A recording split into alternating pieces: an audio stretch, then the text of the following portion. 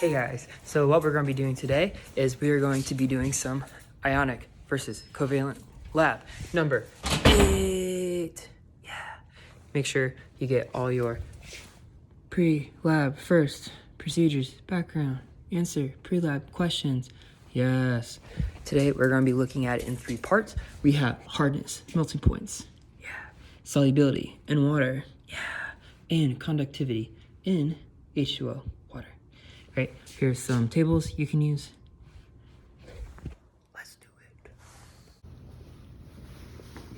Hey, Mr. Reeves here. We're going to be looking at ionic versus covalent compounds in this lab today. And so we will be able to discover some properties and learn about some of their melting points, their hardness, whether or not they have any solubility issues, and whether or not they can conduct electricity while they're in their dissolved forms. And so we will be looking at that and then trying to analyze what these 3 unknown compounds are out of the 8 that we're going to be looking at. So stay tuned for the rest of the lab. Here are our compounds and materials.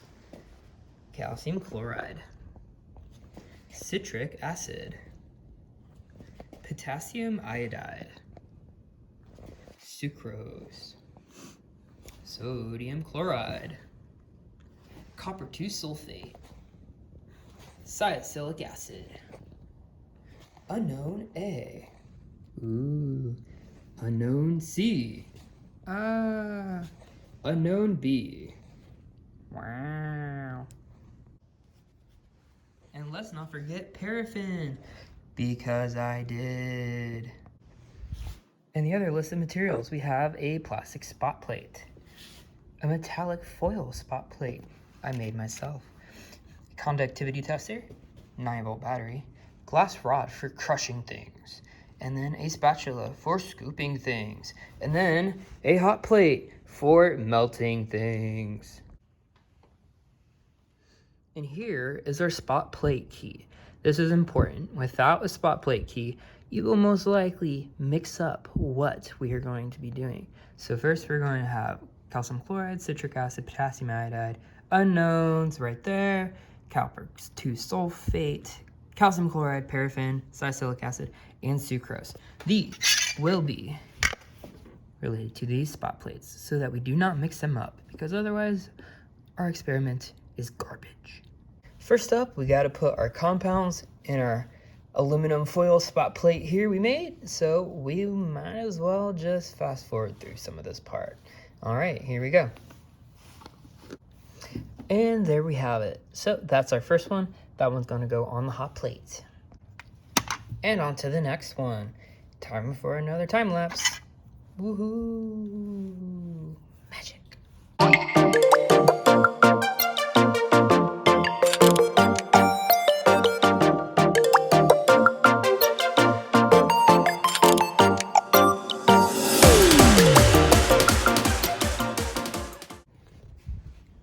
Here's my workplace.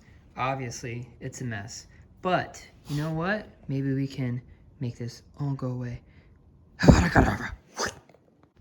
Whoa, look at that. It really does work. All right, here we go. First up, we're gonna put our compounds onto our hot plate. Wow, look at the numbers, they're flashing. And it's just because it's the frequency and the video speed, that's all. All right, here we go. All right, here we go. We're gonna move our first thing onto the hot plate right here. And honestly, we're just gonna watch it for about 5 minutes.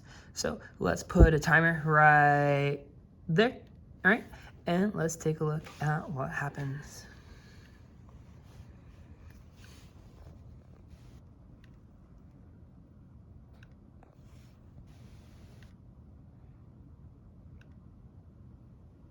Nothing much so far.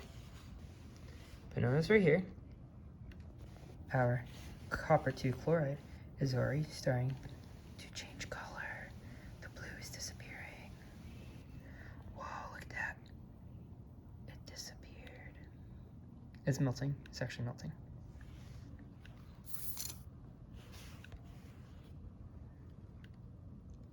So we're still watching it. We have our unknown A our unknown B, our unknown C. Anything else happening? Not yet. No.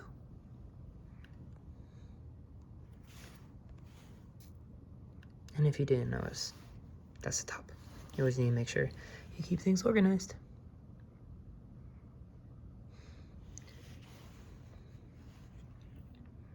So we will come back in a moment or two. So I decided to give us a better top-down view of this whole shebang.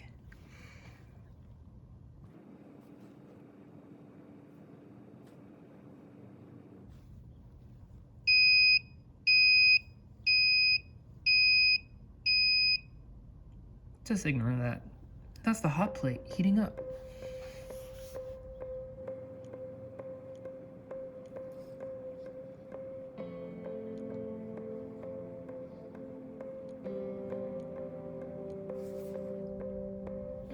I'm going to increase the temperature to 400 degrees Celsius.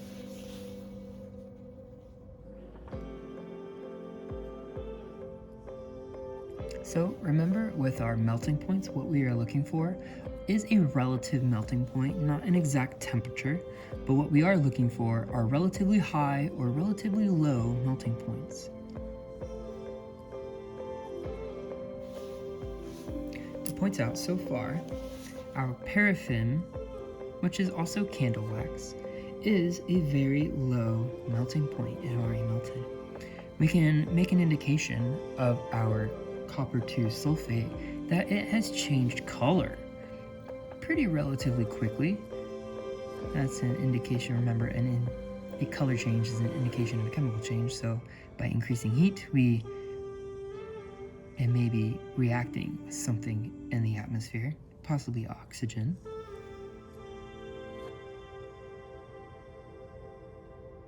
Nothing else is happening in these other ones, which lets me know that our unknown A, B, and C so far are not copper 2 sulfate, no duh, and it is neither paraffin either, so that leaves us with 6 other options that our A, B, and C could be. Let's continue watching. Another minute has gone by, and we can start to see that there is a vapor appearing.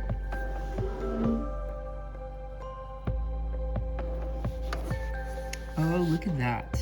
Our citric acid has started to melt. And notice our sodium chloride has also started to burn a little. Our potassium iodide has started changing another yellowish color, maybe. And these fumes seem to be coming from our citric acid right now. You can try to get a better look on this angle.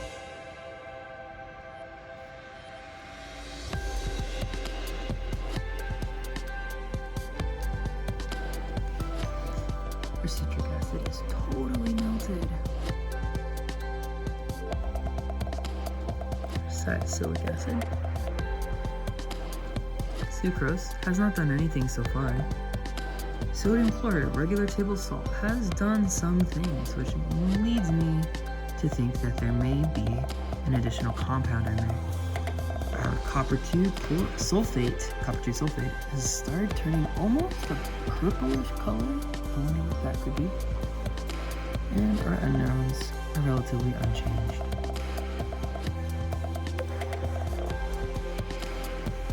Let's put you back and check in later.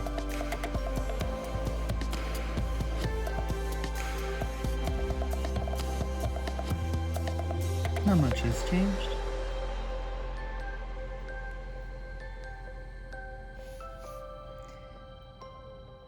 We're going to increase the temperature again to 471. Now this may not be a completely accurate temperature reading, but let's find out.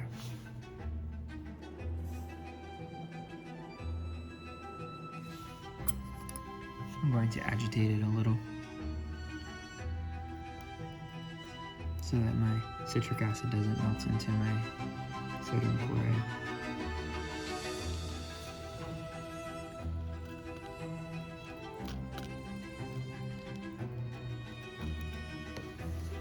I'll also bring the wells a little closer to the hot plate. It seems that they were not completely attached to it.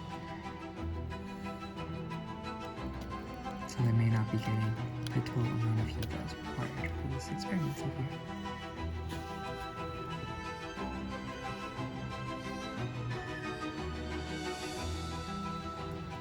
It looks like some of our citric acid is starting to pour into our sodium chloride. We will leave it as is and see what happens.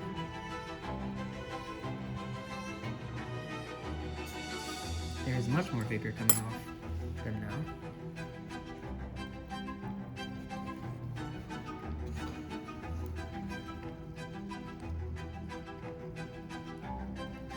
And it seems to be there are multiple compounds releasing a vapor, or we could say a fume.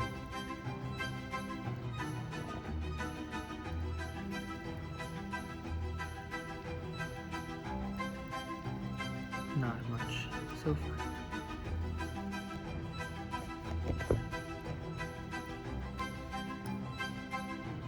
And it seems like we have some action in that top left and unknown A. I mean top right. Left and right, you know. Seems to be that there may be some melting going on. So what leads me to assume that the middle portion of this hot plate is the warmest, and it seems to be turning a similar color as the citric acid. And our copper 2 sulfate has started to turn almost black.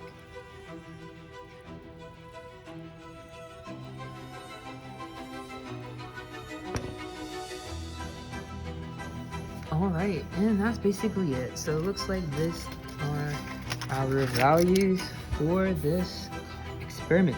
So I would say this one is a very, calcium chloride is a high melting point, low melting point. I would say this is also a high. It hasn't melted. It has changed color, but hasn't melted.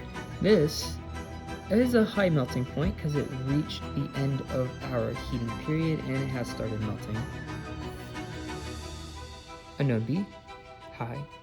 Certainly high for our unknown C. Very low for our paraffin. It melted within the first 5 minutes, even less than the first minute. Our salicylic acid has a high melting point. Our sucrose, high, it has not melted at all. No. And then our sodium chloride was a high, but it did start turning colors, which may have been the presence of other compounds in there. I was not too careful pouring them in. And then the calcium chloride is absolutely nothing. Very high. High, high, high. Low, high, low, high, high. That was empty. And then low, high, high. All right, let's check out our next tests. And so we're here. Next thing that we're going to be looking at is we're going to crush these and figure out whether or not they are a hard substance or not. And then we will then dissolve those substances in water and see if there's any electricity. Let's get to it. All right, so here we are. What we're going to be doing is just going to be crushing them with our glass rod here. And we're not going to press too tight firmly because we don't want to break the glass rod and we don't want to scratch the spot plate up too well. We will just be checking whether or not they are brittle and hard or if they are soft and waxy. Those are the only ones that we need to know. And we will be cleaning it off after each time. So let's start with this first one. I will say that it's very hard. I can hardly break it. Next up is our citric acid. And I will say it is pretty brittle. It's very, I would say soft and brittle. Pretty easy to crush. Next up is our potassium iodide. It feels hard.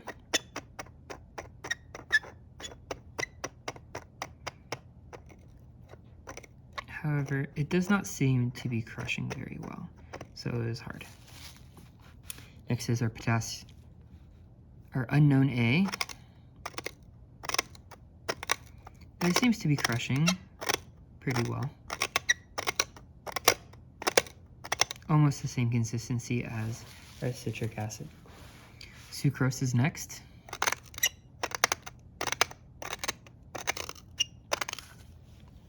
I would say this one is hard and brittle. It does break into smaller pieces. Next up is our sodium chloride, our regular table salt.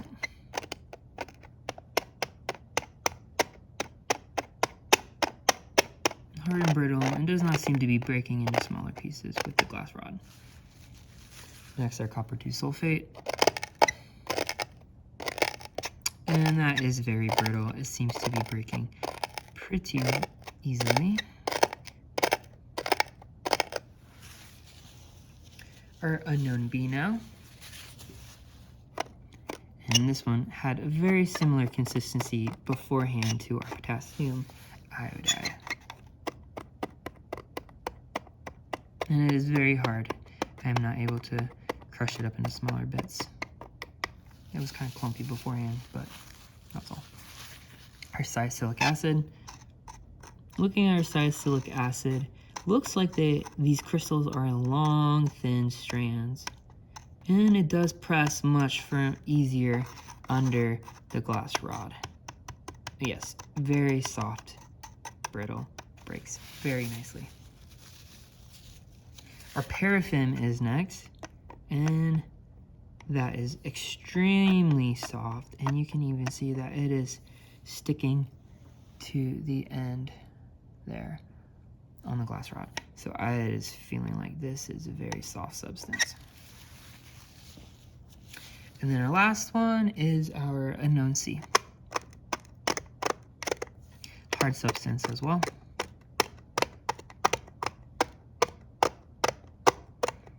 Is not breaking. Do this. It does with a little bit more effort. So it's a little hard, slightly brittle. Hey guys, next up, what we're going to be doing is we're going to be adding some our deionized H2O, also called dihydrogen monoxide, or what most people would call water. So next up, we're going to be putting it into these and seeing whether or not they dissolve. Let's go. All right, and here we go. We're just going to squirt some water in there.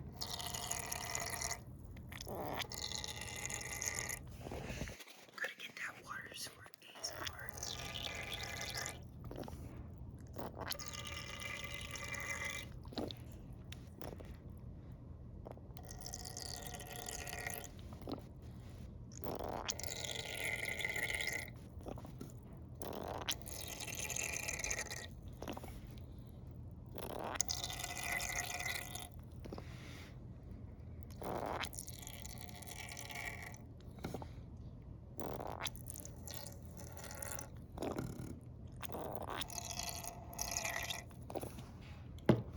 What we're going to do next is get a toothpick and dissolve them. You will see them after I've mixed them.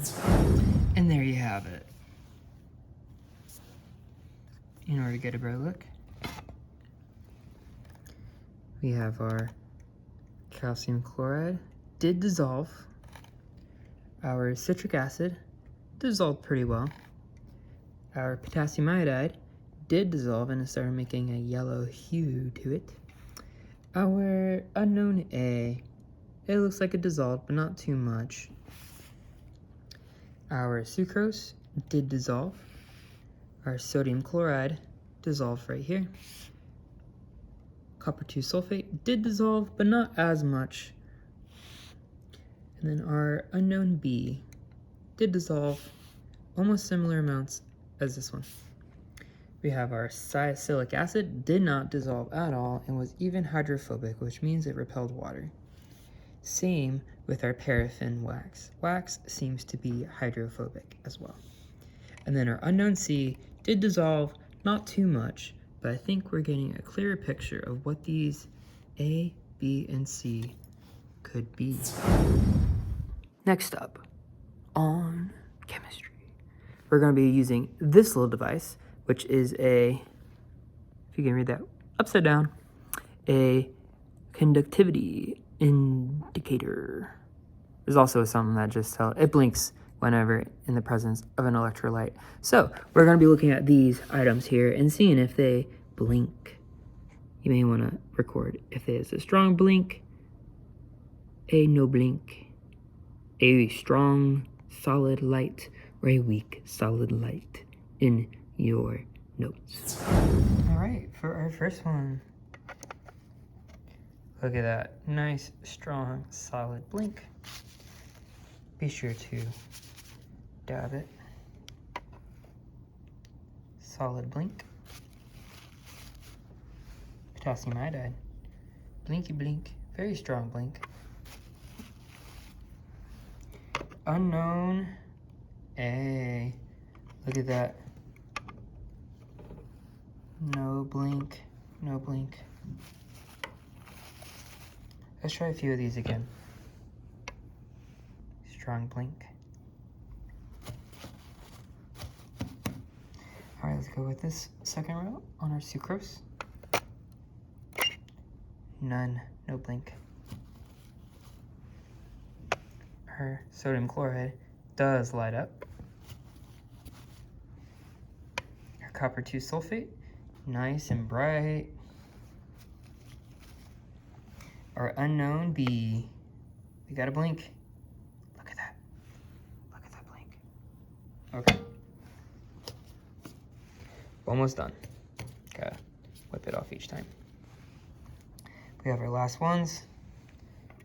This is our salicylic acid. Nothing. Nada. Make sure you always wipe it off, otherwise you'll end up contaminating. I probably have already, but it shouldn't really mess with our results. Paraffin, nothing, not at all. This part gets so tiring. All right, this is it, the last one of all. We got a blink, look at that. Oh my gosh, well, I guess that's it. Oh, look at that, that's the classroom. America. Notes, projector. Other stuff. Anyway, so we are going to come back, take a look at everything. Make sure you record down those notes so you can try to figure out what your A, your B, and your C are